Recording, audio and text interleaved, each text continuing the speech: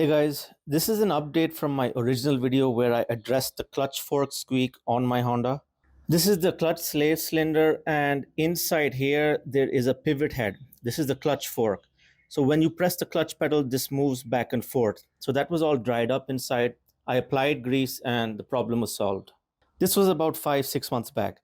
Now the squeak came back after a month, just a bit, nowhere near what it was originally. Here is the original sound.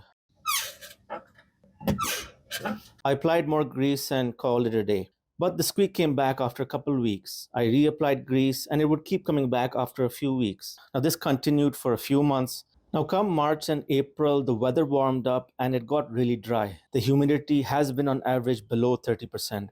The squeak was back with a vengeance. It just didn't matter if I greased it, it would come back within a day. And I could feel the resistance, stiffness in the clutch pedal. Now, I took a step back to evaluate because clearly I let the frustration get to me.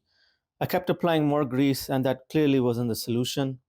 I've been using Liquimoly LM47 grease. This is the grease I already had on me, and I assumed that that was fine to use.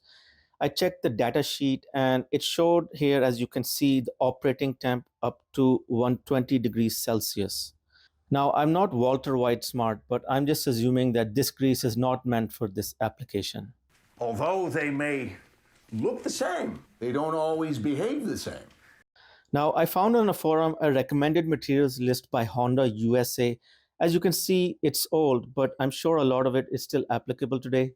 It mentions, for example, what greases they use on specific parts of their vehicles. And here's what I found. For clutch pivot joints, they use super high temp urea grease. I couldn't find any data sheet on it, but it says super high temp. So I assume it's rated for much higher than 120 degrees. And here it is, this grease made for Honda USA. I got this for 16 bucks off Amazon. Now it only has 50 grams, so it is expensive, but this is the right stuff. Now this grease is very thick and tacky, and this should last a long time. From what I'm able to gather, this is safe for plastics too. The clutch pedal overhaul I did a few months ago, I probably should have used this grease instead. Now, is the squeak gone? Not 100%. It's still there. Only when I press the pedal slowly, it does happen, but not all the time. Now, let's try and hear the squeak.